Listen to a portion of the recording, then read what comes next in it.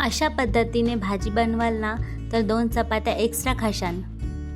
तर नमस्कार मित्रांनो, श्री स्वामी समर्थ। आज मी बनवणार आहे शेवग्याच्या शेंगाची रेसिपी। चला तर रेसिपी पाहूयात। शेवग्याच्या शेंगाच्या वरच्या बारीक बारीक साली काढून घेऊया आणि ते मस्त स्वच्छ पाण्याने धुवून घेऊयात।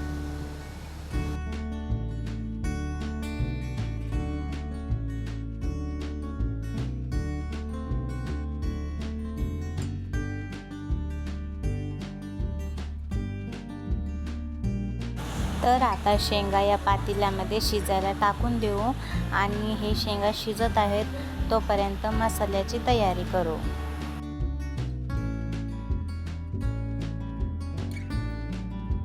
तर पहा, मी गॅसवर 2 कांदे भाजायला ठेवले आहे आणि थोडासा लसूण, लवंग, मिरी, धने आणि तीळ आणि कराळाचे टाकले आहेत आणि हे सर्व जिन्नस छान असे तव्यावर भाजून घेऊ खरपूस होईपर्यंत, म्हणजे लाल लाल।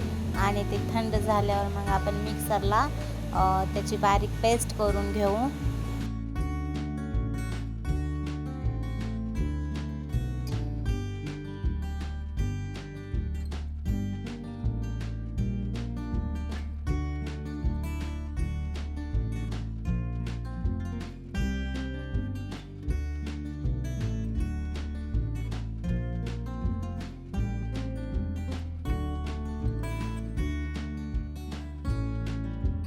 आणि त्यात थोड्या कोथिंबीरीच्या काड्या पण टाकू।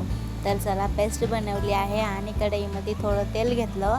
त्या तेलामध्ये ही आता आपण जी पेस्ट बनवली आहे ती पेस्ट टाकली आणि ही मस्त अशी छान भाजून घेऊ।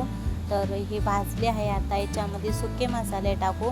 सुक्या मसाल्यामध्ये चटणी, मीठ, हळद, गरम मसाला असे टाकले आहे। तुमच्या आवडीनुसार तुम्हाला जे जे मसाले आवडते तुम्ही ते मसाले ॲड करा।